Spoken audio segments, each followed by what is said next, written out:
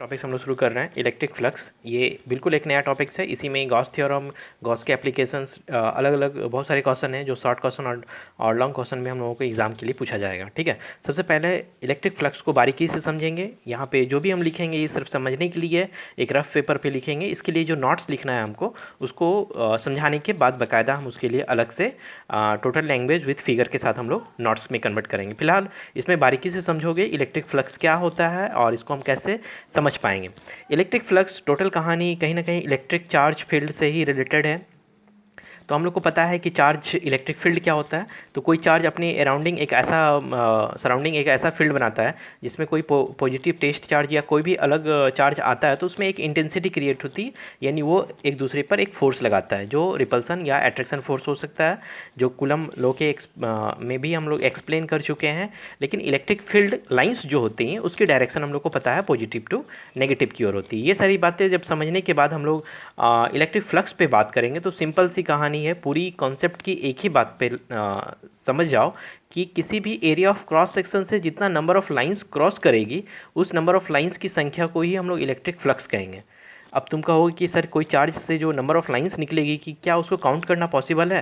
तो नहीं, उसको पॉसिबल तो नहीं है, लेकिन मैथमेटिकली जो हम लोग फिजिक्स के कॉन्सेप्ट पे हम लोग समझेंगे तो मैथमेटिकली उसके फार्मूला के साथ हम लोग पता कर सकेंगे कि किसी भी एरिया ऑफ क्रॉस सेक्शन से के साथ कितने नंबर ऑफ लाइंस क्रॉस करेंगे। ठीक है, उसी को इलेक्ट्रिक फ्लक्स कहेंगे। इलेक्ट्रिक फ्लक्स की बारीकी समझने से पहले हम लोग आओ कुछ फिगर पे देखते हैं, बात करते हैं।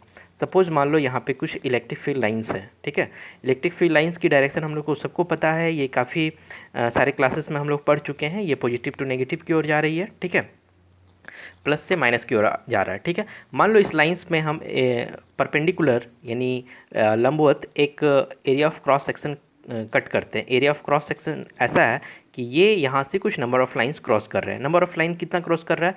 1 2 3 4। अगर हम लोग यहाँ पे कुछ करें तो पता चला कि यह नंबर ऑफ लाइंस जो है वो इस एरिया के लिए, एरिया ए के लिए नंबर ऑफ लाइंस जो है वो 4 क्रॉस करता है। ठीक है, अगर हम मान लो कि एरिया ऑफ क्रॉस सेक्शन छोटा लेते हैं, एरिया ऑफ सरफेस का एरिया अगर हमारे पास कम है तो नंबर ऑफ लाइंस भी कम है। यानी अगर हम पार्ट बी पे बात करें तो बी के लिए नंबर ऑफ लाइन कितना है? 1 है। ये एक सिचुएशन बनी। एक और सिचुएशन पे हम लोग बात करते हैं। नंबर ऑफ लाइंस जो है यहाँ काफ़ी गैपिंग के साथ है, यानी यहाँ पे नंबर ऑफ लाइंस जो है वो ज़्यादा डेंस नहीं है।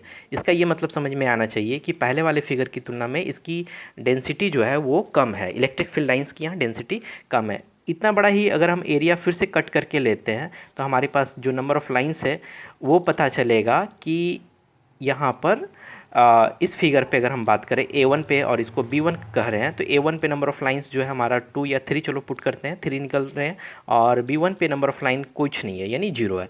यानी एक बात समझ में आना चाहिए कि कोई भी एरिया से जो नंबर ऑफ लाइंस यानी इलेक्ट्रिक फील्ड लाइंस क्रॉस करती है वो दो बातों पर डिपेंड करती है। पहला कि number of electric field lines की डेंसिटी क्या है। अगर यहाँ पे डेंसिटी और अधिक होगी तो नंबर ऑफ लाइंस अधिक होगा। दूसरा कि अगर number of area of cross section जितना बड़ा होगा उतना ज़्यादा नंबर ऑफ लाइंस यहाँ से क्रॉस करेंगे। ठीक है, इसको हम ऐसे भी समझ सकते हैं कि मान लो कि घर में एक बंद कमरे में एक विंडो है, खिड़की है। ठीक है, इसमें नंबर ऑफ अगर हम कहेंगे कि वेलोसिटी ऑफ एयर के साथ अगर इसको कंपेयर करते हैं कि इस रूम में हवा कब अधिक आएगी, तो दो सिचुएशन बनता है। पहला कि अगर खिड़की थोड़ा भी खुला हो और बाहर में काफ़ी तेज़ गति से हवा चल रही हो, आंधी हो, तूफान हो, तो पता चलेगा कि रूम के अंदर बहुत ज़्यादा एयर आ रही है। पहला सिचुएशन ये हुआ। दूसरा, अगर ऐसा हो कि बाहर में हवा बहुत धीमे धीमे चल रहा है लेकिन अगर हम विंडो को बड़ा कर दें, ठीक है, अगर हमारा खिड़की बड़ा हो जाए तो फिर हमारे इस कमरे में, इस रूम में एयर की जो क्वांटिटी है वो हमारे पास अधिक आएगी। यानी दो सिचुएशन पे नंबर ऑफ लाइंस डिपेंड करती है। पहला डिपेंड करती है इलेक्ट्रिक फील्ड इंटेंसिटी पे, electric field number of line electric field intensity पे, यानी जो भी चार्ज होंगी उसकी इलेक्ट्रिक फील्ड इंटेंसिटी कितना अधिक होगा वो डिपेंड करता है कि कितना कम जगह पे वो कितना ज़्यादा लाइंस को क्रिएट करता है। दूसरा, एरिया ऑफ क्रॉस सेक्शन जितना अधिक होगा उतना ज़्यादा हमारे पास इलेक्ट्रिक लाइंस निकलेंगे। उसी इलेक्ट्रिक लाइंस को की संख्या को हम लोग इलेक्ट्रिक फ्लक्स कहेंगे। लेकिन एक बात और यहाँ पे समझना पड़ेगा कि इलेक्ट्रिक फ्लक्स खुद एक स्केलर क्वांटिटी है, लेकिन इलेक्ट्रिक फील्ड इंटेंसिटी और एरिया भी हमारे लिए क्या है? एक वेक्टर क्वांटिटी है। तो इलेक्ट्रिक फील्ड का डायरेक्शन तो हम लोग को पता है कि पॉजिटिव टू नेगेटिव होता है, पॉजिटिव टू नेगेटिव होती है, लेकिन एरिया अगर वेक्टर क्वांटिटी तो इसकी डायरेक्शन क्या होगी। तो इसके डायरेक्शन को बारीकी से समझने के लिए हम लोग को पता करना पड़ेगा प्लेन। अब ये प्लेन क्या चीज़ होती है, तो सबसे पहले ये समझ जाओ कि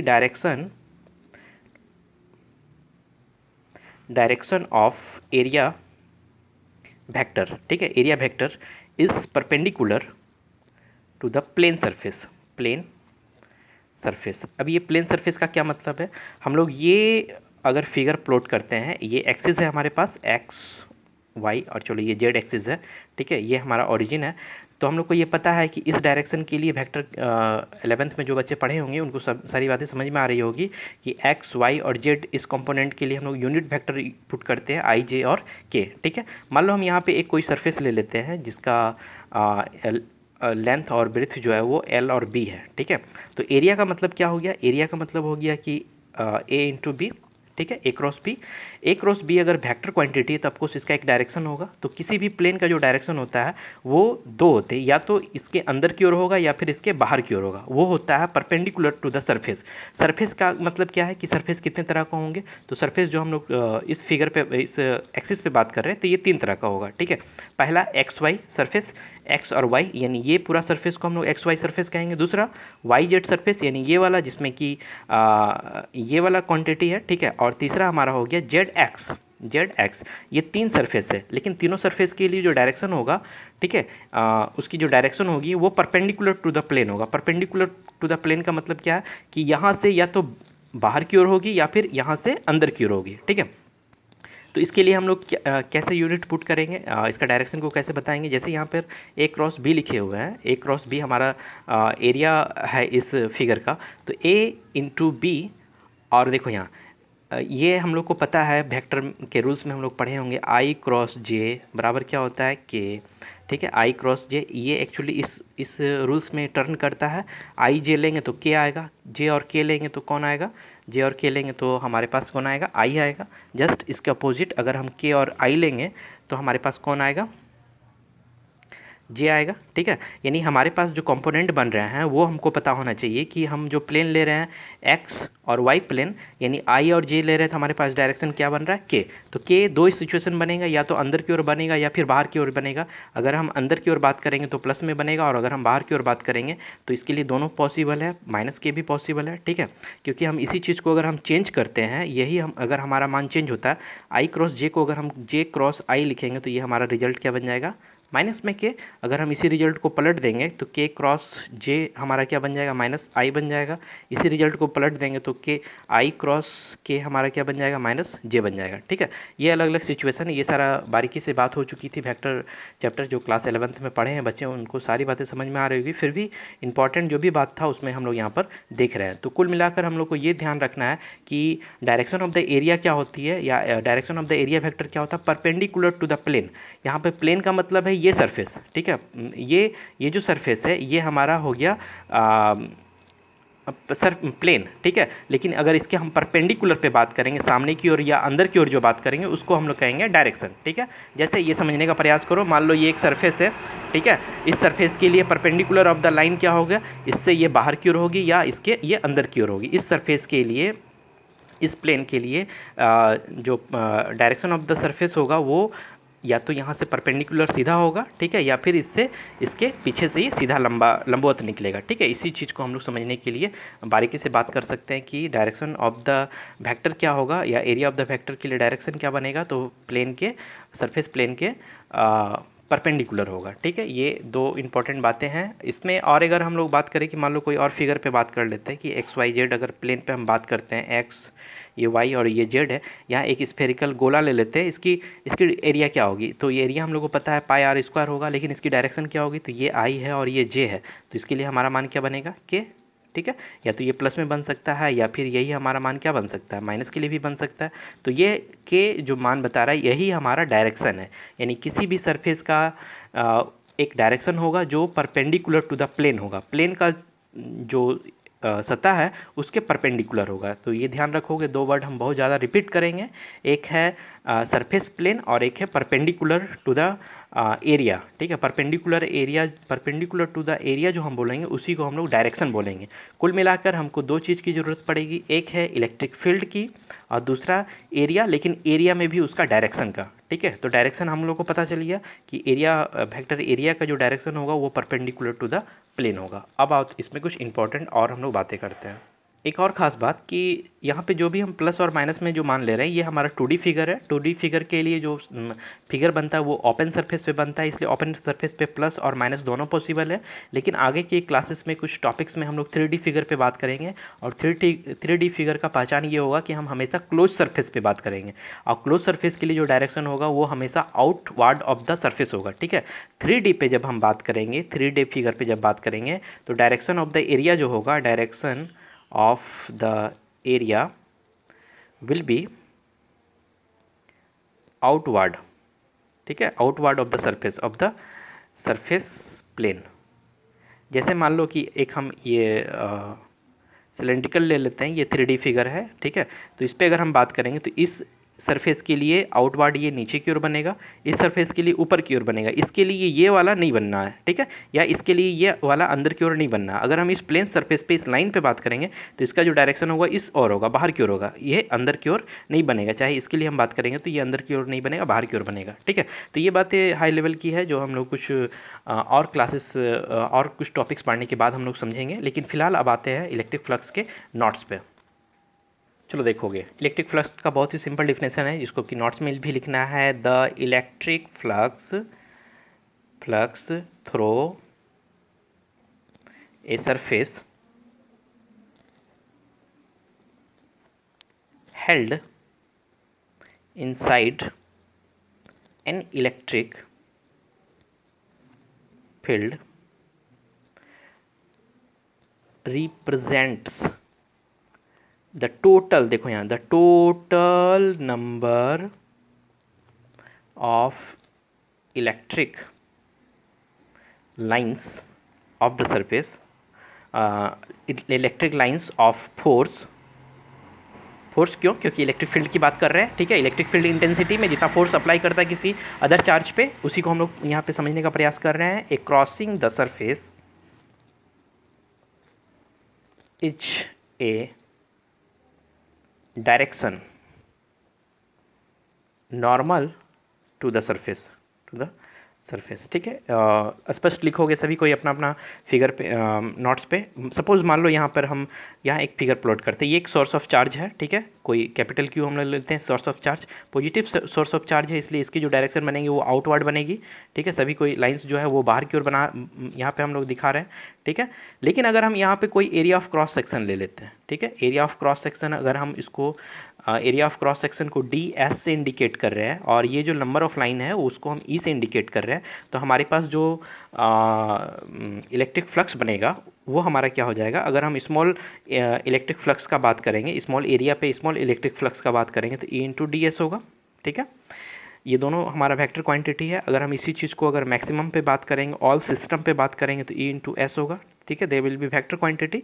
फ्लक्स जो होगा ई इंटू एस, ये क्या होगा? Cos theta. क्यों कॉस थीटा होगा? Because flux is a scalar quantity, ठीक है। यहाँ पे हम लोग कुछ और लिख लेते हैं इसके बारे में।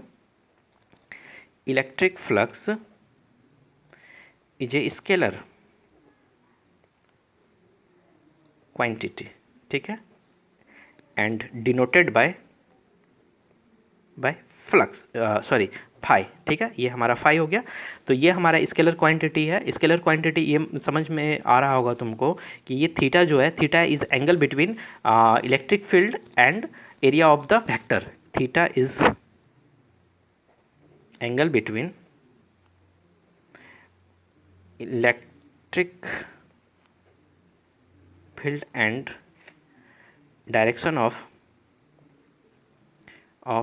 एरिया, ठीक है। डायरेक्शन ऑफ एरिया क्या होती है? तो डायरेक्शन ऑफ एरिया के हम लोग पहले ही बात कर चुके हैं कि direction of area vector is perpendicular to the plane, यानी perpendicular to the plane. Plane के जैसे ये अगर हम बात करें यहाँ पर इस सतह पे बात करें तो ये हो गया हमारा प्लेन, ठीक है। लेकिन अगर हम इसका डायरेक्शन बात करेंगे तो ये हमारा ये डायरेक्शन बनेगा, ठीक है।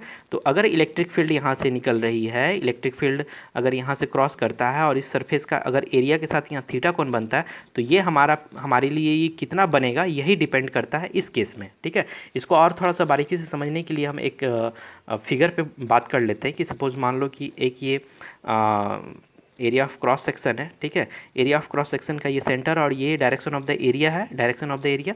मान लो कि यहाँ साइड से एक इलेक्ट्रिक फील्ड आ रही है, इलेक्ट्रिक फील्ड लाइंस आ रही है, उसका डायरेक्शन पॉजिटिव टू नेगेटिव और यहाँ पे ये थीटा एंगल बना रहा है, ठीक है। ये हमारा इलेक्ट्रिक फील्ड है। हम लोग को ये पता है, कई सारे वीडियोस में ये देख चुके हैं कि एरिया ऑफ जो इलेक्ट्रिक फील्ड होगा उसकी दो कंपोनेंट बनेगी, एक कंपोनेंट ये बन रहा है और एक कंपोनेंट ये बन रहा है। तो इसके लिए जो दो कंपोनेंट बन रहा है ये बन गया हमारा क्या, ये कंपोनेंट बन गया हमारा ई साइन थीटा, ठीक है, और ये कंपोनेंट बन गया ई कॉस थीटा।